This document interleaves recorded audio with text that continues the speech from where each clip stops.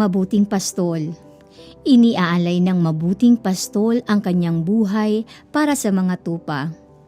Ang upahan ay tumatakas kapag may dumarating na asong gubat.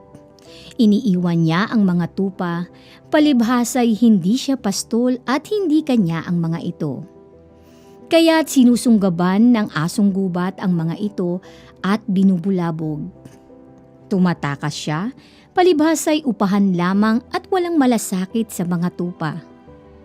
Ako nga ang mabuting pastol.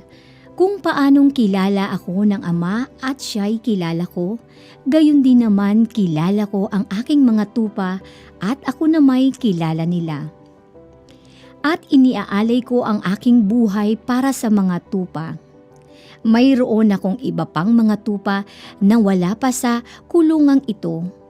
Kinakailangan sila'y ipasok ko rin at papakinggan nila ang aking tinig. Sa gayon, magkakaroon ng isang kawan na may isang pastol. Dahil dito'y minamahal ako ng Ama sapagkat iniaalay ko ang aking buhay upang ito'y kunin kong muli. Walang makakakuha ng aking buhay, kusa ko itong ibinibigay. Mayroon akong kapangyarihang ibigay ito at mayroon akong kapangyarihang kunin itong muli. Ang utos na ito'y tinanggap ko mula sa aking Ama. Ang mga kaganapan sa Pasko ng pagkabuhay ay nagpatunay na siya ay isang tunay na pastol ng kanyang kawan. Malayang ibinigay ni Jesus ang kanyang buhay upang ang lahat ng tao ay muling maitatag at maisaayos ang kanilang relasyon sa Ama.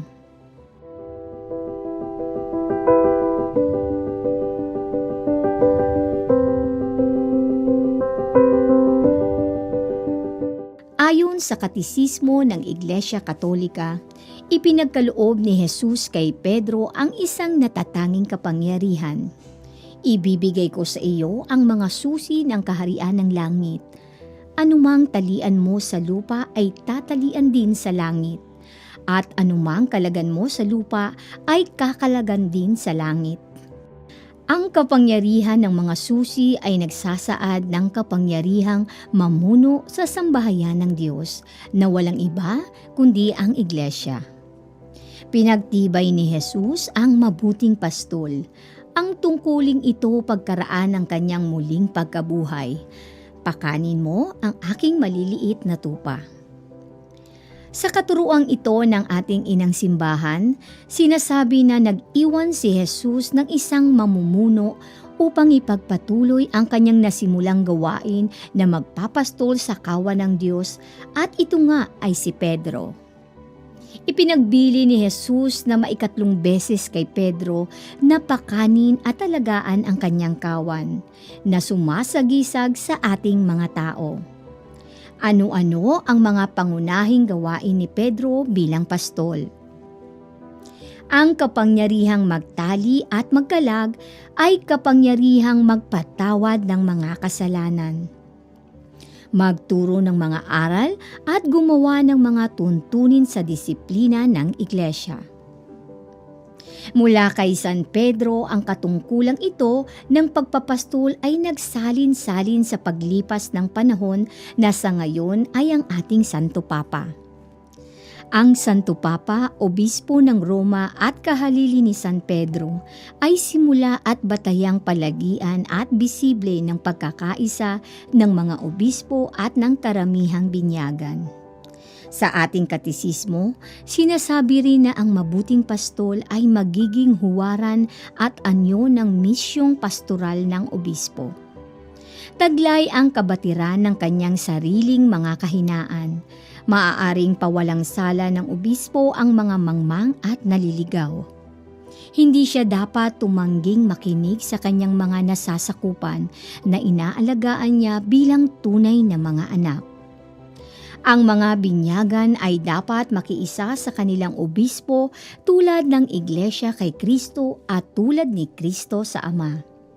Bagamat tao ang mga nag-aalaga sa mga tupa, si Kristo mismo ang siyang namamatnubay at nagpapakain sa kanila. Siya ang mabuting pastol at ulo ng mga pastol na nag-alay ng kanyang buhay para sa mga tupa.